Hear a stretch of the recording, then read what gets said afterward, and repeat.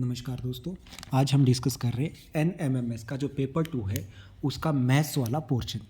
Maths के जो आपके क्वेश्चन आए थे वो आए थे 36 से लेकर प्रश्न नंबर 55 तक। टोटल 20 प्रश्न थे। इससे पहले हम साइंस वाला डिस्कस कर चुके हैं। अब मैथ्स वाला पोर्शन डिस्कस कर रहे हैं। जो आपका मैथ्स का पहला प्रश्न था वो है, मानसी कुछ फल और सब्जियां खरीदने के लिए बाजार गई।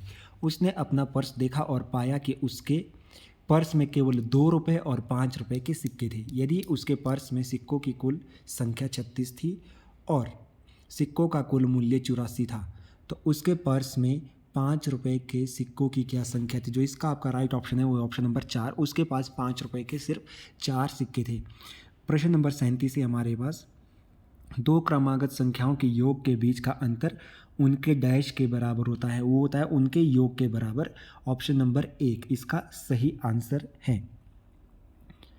प्रश्न नंबर 38 है हमारे पास, 5% वार्षिक वृद्धि की दर से एक शहर की जनसंख्या 2011 के अंत में 4,41,000 थी। 2010 के आरंभ में शहर की जनसंख्या कितनी थी। जो इसका राइट ऑप्शन है वो ऑप्शन नंबर 2, वो था 4,20,000। प्रश्न नंबर 39 है हमारे पास, एक वृत्त की परिधि 220 सेंटीमीटर है, उसका व्यास कितना होगा। जो इसका राइट ऑप्शन है वो ऑप्शन नंबर 4, 70 सेंटीमीटर। प्रश्न नंबर 40 है हमारे पास, एक छात्र ने 24 तीलियों का उपयोग करके एक पहिया बनाया। आसन मतलब कि 7-7 की तीलियों के बीच का कितना कोण बना होगा। जो इसका राइट ऑप्शन है वो होगा आपके पास ऑप्शन नंबर 2, 15 डिग्री का कोण। जो पास की दो तीलियां होंगी उनके बीच कितने डिग्री का कोण बनेगा, वो बनेगा 15 डिग्री का कोण। प्रश्न नंबर 41 है हमारे पास, यदि 16 मीटर ऊंचे एक पेड़ की छाया 12 मीटर बनती है तो समान परिस्थिति में एक बिजली के खंभे की ऊंचाई ज्ञात करें जिसकी 18 मीटर की छाया बनती हो। जो इसका राइट ऑप्शन है वो ऑप्शन नंबर 3, 24 मीटर। प्रश्न नंबर 42 है हमारे पास, एक पिता और पुत्र की आयु का योग 45 वर्ष है। 5 वर्ष पहले उनकी आयु का गुणनफल उस समय पिता की आयु का 4 गुना था।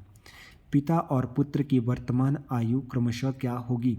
जो इस प्रश्न का राइट ऑप्शन है वो है ऑप्शन नंबर 1। जो पिता की उम्र होगी वो होगी 36 साल और जो बेटे की उम्र होगी वो कितनी होगी, 9 साल। ऑप्शन नंबर 1 इसका सही आंसर हो जाएगा। प्रश्न नंबर 43 है हमारे पास, निम्न में से सबसे छोटी संख्या कौन सी है जिससे 72 को गुणा करने पर पूर्ण वर्ग प्राप्त होगा। जो इसका राइट ऑप्शन है वो ऑप्शन नंबर 4 यानी कि 2। दो घड़ियों का कुल लागत मूल्य 840 रुपये है। एक घड़ी को 16% के लाभ पर और दूसरी को 12% की हानि पर बेचा जाता है। पूरे लेन देन में कोई लाभ या हानि नहीं है। घड़ी का लागत मूल्य क्या है जिस पर दुकानदार को लाभ होता है, वो है हमारे पास ऑप्शन नंबर 4 यानी कि 360 रुपये। आई होप आपको समझ आ गया होगा। प्रश्न नंबर 45 है हमारे पास, प्रियंका के बैग में लाल व 12 हरे हेयर क्लिप हैं। वह बैग में बिना देखे एक क्लिप चुनती हैं। हरे रंग की हेयर क्लिप चुने जाने की प्रायिकता क्या होगी। ये जो इसका राइट ऑप्शन है वो होगा आपके पास ऑप्शन नंबर 2 यानी कि 3/5। बहुत आसान फॉर्मूला है दोस्तों, मैं बता दूं। जो आपको निकालना है कितना, हमारे पास 12 थी हरे हेयर क्लिप और जो कुल हेयर क्लिप थे बैग में उसके कितने थे, 12 और 8 कितने हो गए, 20। तो 12/20 जो काट के हमारे पास संख्या आएगी वो आएगी 12/20। 20 को जैसे हमने काटा तो वो आ गया 3/5। प्रश्न नंबर 46 है हमारे पास, अनुचित भिन्न 37/7 के लिए मिश्रित भिन्न निम्न में से क्या होगा। जो इसका राइट ऑप्शन है वो है हमारे पास ऑप्शन नंबर 3, 5 सही 2/7। प्रश्न नंबर 47 है हमारे पास, वर्तमान में मेरी आयु मेरे पुत्र की आयु से 3 गुना है। 5 वर्ष पहले मेरी आयु 37 वर्ष थी। आज से 5 वर्ष बाद मेरे पुत्र की आयु क्या होगी। जो इसका जो राइट ऑप्शन है वो है ऑप्शन नंबर 2, 19 वर्ष।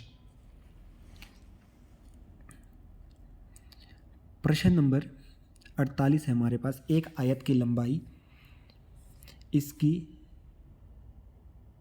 एक आयत की लंबाई उसकी चौड़ाई से दोगुनी है। यदि इसकी लंबाई 5 सेंटीमीटर कम हो जाती है और चौड़ाई 5 सेंटीमीटर बढ़ा दी जाती है तो आयत का क्षेत्रफल 75 सेंटीमीटर बढ़ जाता है। आयत की लंबाई क्या होगी? तो आयत की लंबाई होगी हमारे पास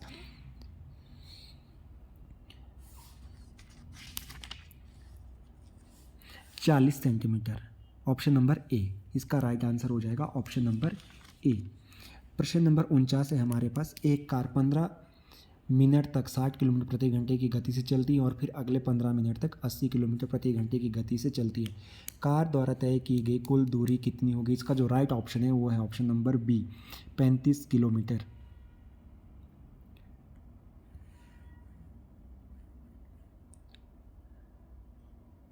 अगला है हमारे पास प्रश्न नंबर 51।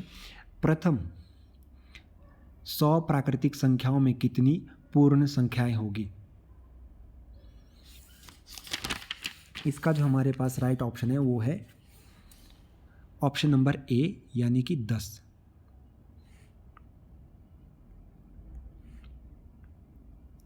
ऑप्शन नंबर ए यानी कि 10।